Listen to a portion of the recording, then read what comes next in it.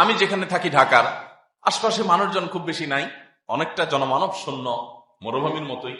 তো সেখানে আমার আবাসনের পাশেই 2-3টা প্লট পরেই একটা খালি জায়গা আছে।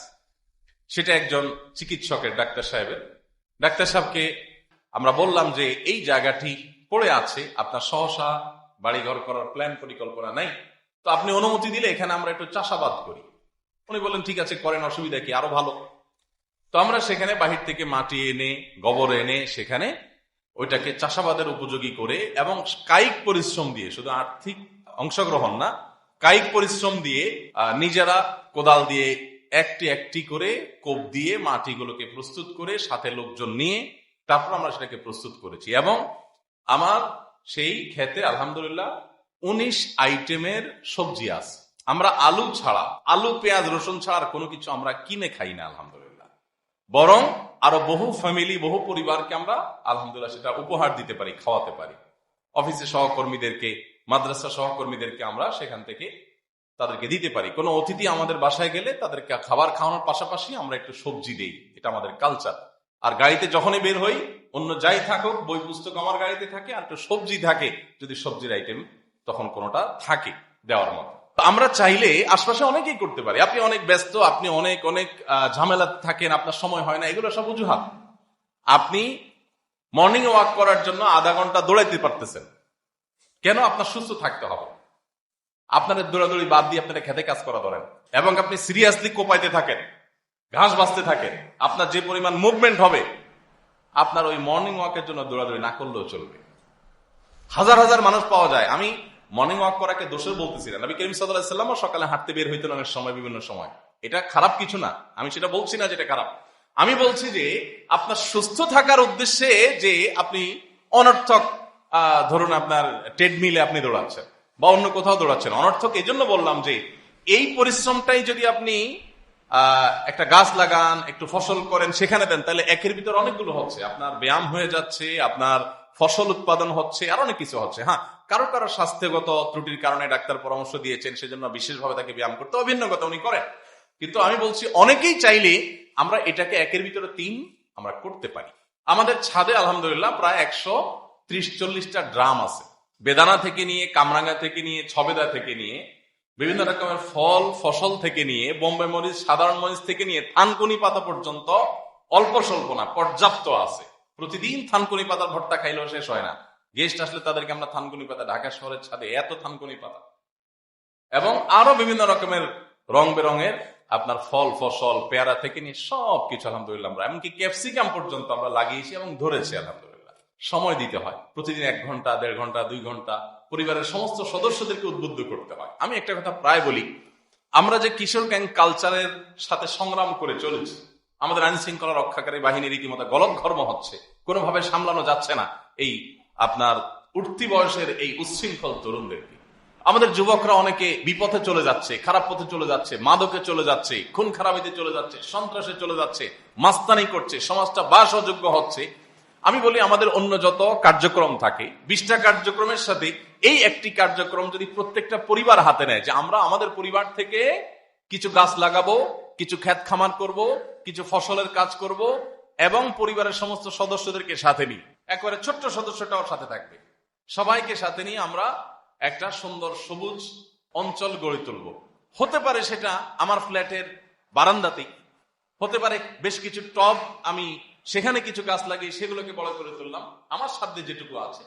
এটাতে যেটা হবে, আমাদের বাচ্চারা, আমাদের তরুণরা, আমাদের ইয়াংরা, কিশোররা, শিশুরা, তারা প্রাণকে যত্ন করা শিখবে।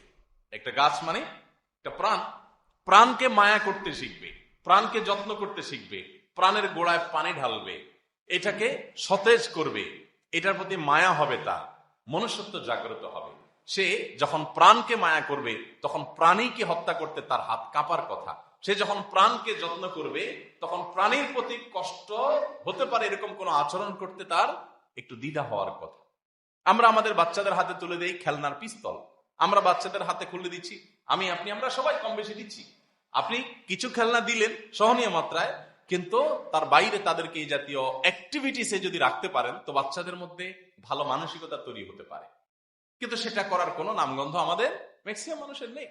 আপনারা যারা দেশের বাইরে গেছেন আপনারা জানেন বিভিন্ন দেশে হোটেলগুলোতে গেলে, তাদের স্থাপনাগুলোতে গেলে দেখা যায় তারা গাছের যত রকমের প্রদর্শন হতে পারে এগুলো তারা করার চেষ্টা করে। যারা থাইল্যান্ডে গেছেন জানেন যে তাদের দেশের ফল ফসলের অনেক সুনাম সারা পৃথিবীতে, অনেক সুস্বাদু হয়, এটা হয় সেটা হয়।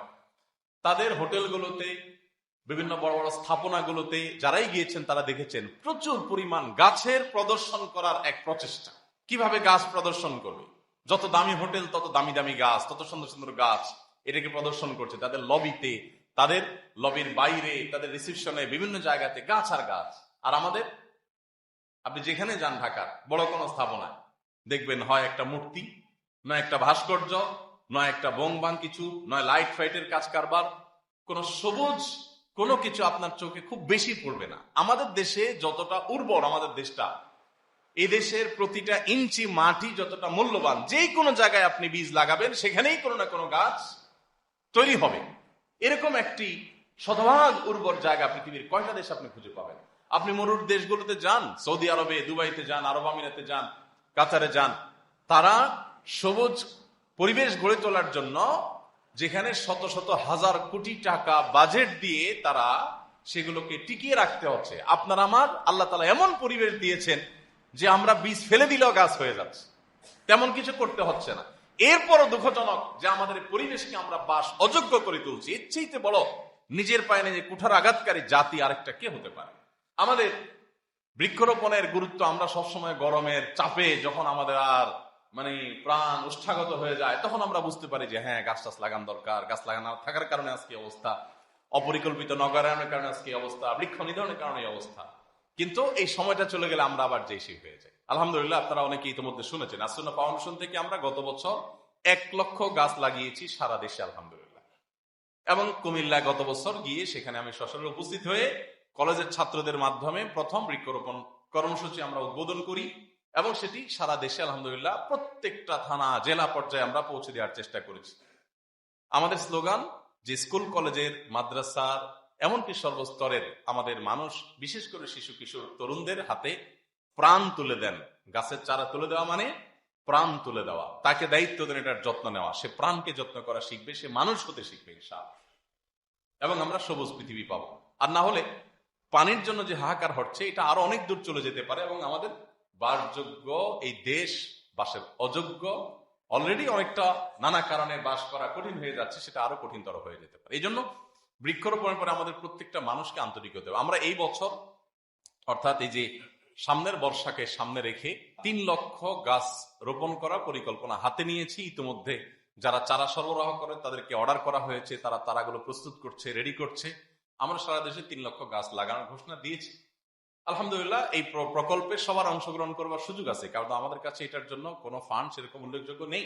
সো আপনি নিজে করতে না পারেন, আমাদের মাধ্যমে করতে পারেন, অন্য কারোর মাধ্যমে করতে পারেন। আপনি আপনার উদ্যোগে 10-20টা গাছ যেন হয়। তবে গাছে প্রচুর পরিমাণ গাছ, আমি যদি 10টা গাছ লাগাই হয়তো 2টা টিকে বা 3টা টিকে। আপনারা জানেন প্রচুর গাছ নষ্ট হয়, মারা যায়।